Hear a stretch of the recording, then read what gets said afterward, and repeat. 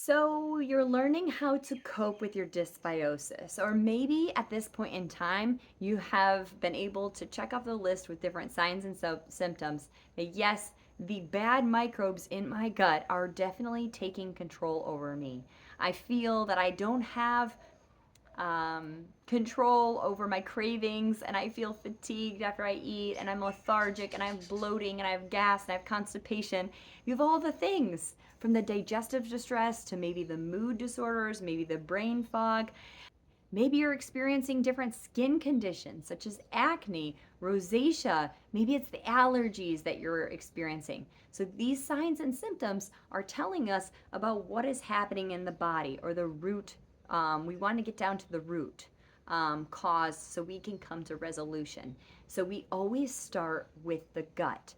And if you guys have had some of these signs and symptoms that I have just listed off here, or if you take another quizzes like what is gut dysbiosis, how do I know that I have it, then you're probably leaning into an area because intuitively you know that you need some work here. So here are some things that you can start to add in: spices, roots, leaves, oils. They're all used where we are actually letting our food be our medicine to help heal the dysbiosis.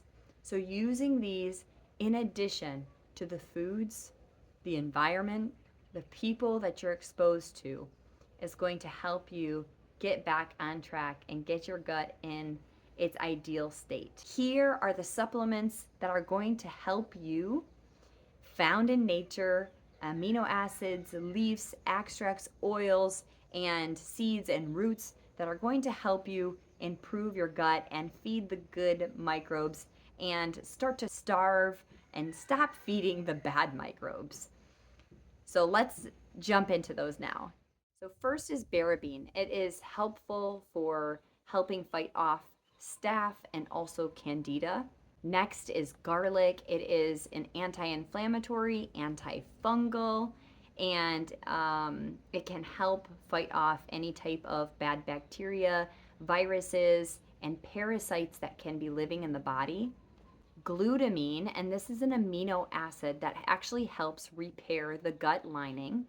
Grape seed extract, and this actually has antimicrobial and antifungal properties.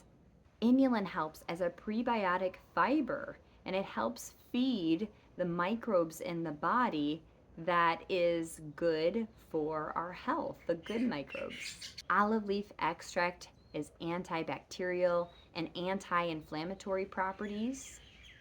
Oregano oil is good for an anti-parasitic and antifungal. Tea tree oil is an antifungal as well.